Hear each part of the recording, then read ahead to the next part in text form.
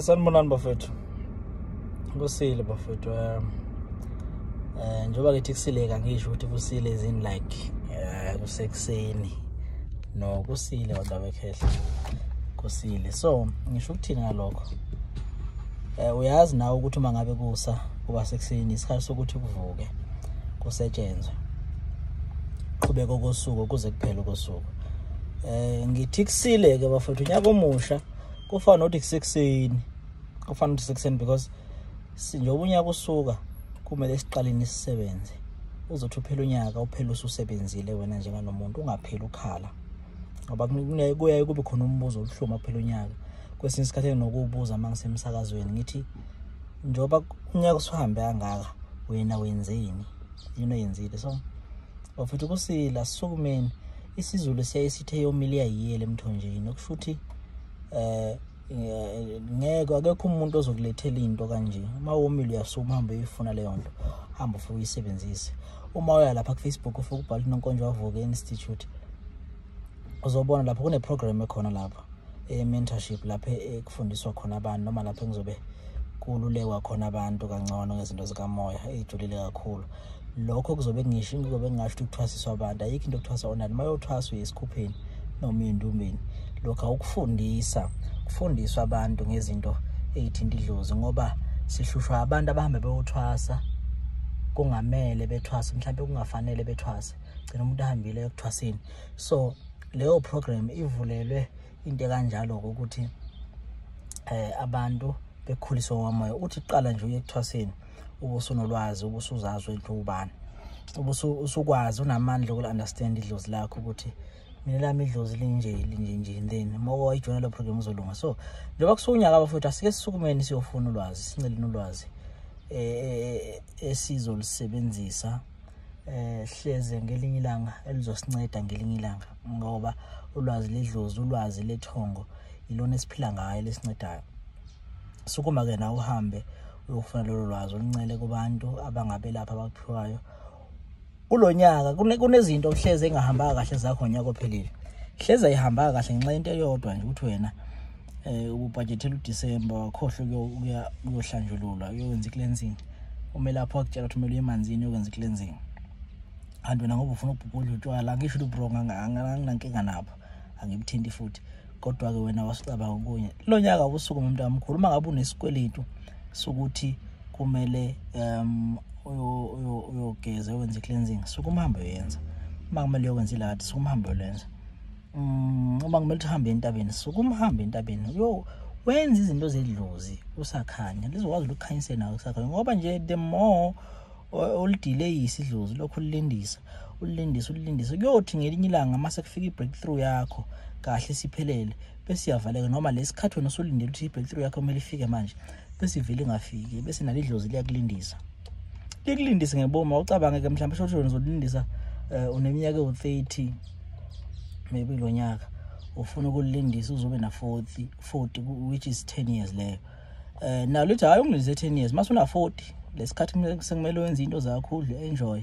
Lithi hayi nami ngizomlindisa enye 10 years, ugcina nje usuna 50 usungakhona ukwenza lutho.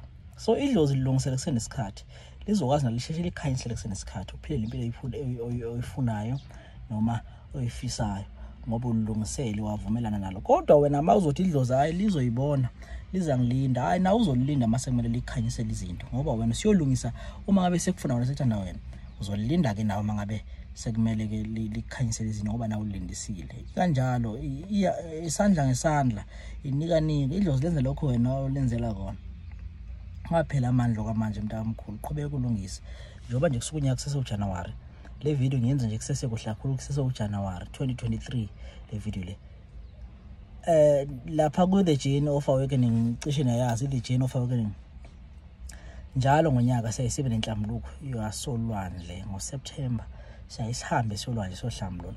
Baningi ke abantu ababuye nezinto ezinhle olwandle lokhu sayiqala ngo-2020 ya ngo2020 lokusayiqala inhlambulo baningi abantu ababele izinto ezinhle baningi abantu engathi mangihlangana nabo ngo2020 mina sikhuleka ndawonye ngisho ukuthi kwenziwa yimloko but sikhuleka ndawonye sibancingisa namhlanje bangabe lapha bayelapha futhi ngempela baningi abantu esathi mahlangana nabo ngo2020 zavuleka into zabo bahamba bawuthwasa namhlanje bangabe lapha baningi abantu abathola ama breakthrough wabo ngalesa sikhathi ngo20 like siqala so nakulonyaka u2023 ikhona leyo nhlambulo bafowethu ingoSeptember mawufuna ulwazi ngayo uyahamba uya ku Facebook ubhala ukuthi the journey of awakening kuzovela ipage lapho ungene lo page ulike ufollowe if ufuna inquiry ngaleyo nhlambulo ungena ku inbox uthatha inamba kunenamba lapho ubhala WhatsApp ya inquiry ingoSeptember leyo nhlambulo ezinye indlela esayisibe nazo zikhona ke phakathi nonyaka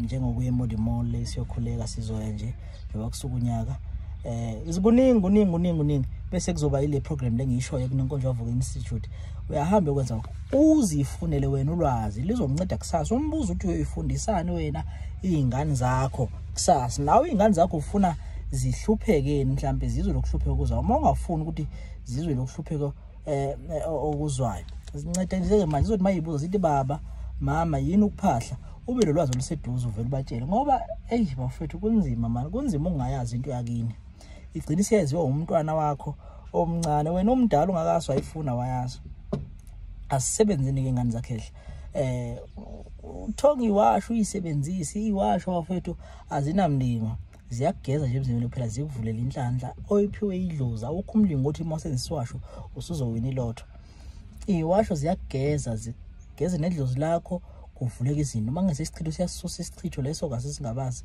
zikhona uyahamba nje ubhale journey of awakening noma mhlambe uyaxhumana nami kuyasetshenzwa bafowethu okunye akunendaba umuntu wamoya mawusafuna into zakho zihambe kahle kumele mfowethu ungangabazi kumele wazi ukuthi into zamoya zizazokudla ekhikini not kancane nathi ziyasidla ekhikini not kancane ngifuqambela manga so lokho okunye sigcina sesikwenza ngothando ngoba sicabangela abantu but abanye bengabacabangela belaphi so kumani bafowethu nokwenza into zikamoya awuphoqiwe njengoba ngenza le video ngisho ukuthi uza kumkhunda bezitha iyakubana uya kumuntu omthembayo kodwa nje kuphela ungabuyi umkhunda bezitha masuxakeke ngempela uma umuntu esekuphambanisa into zakho ayibhekisa lena le uyabona lokho kusho ukuthi ke zibuka wakho ngamehlo ngokomoya qinisisa ngokomoya ukuthi mina ngizoyabana umbani wami umuntu omvuma mawenza kanjalo uzolunga mfethu ngakhohle ngicela nihambe ne Facebook ngifeni like the journey of awakening ipage lelo nifollowe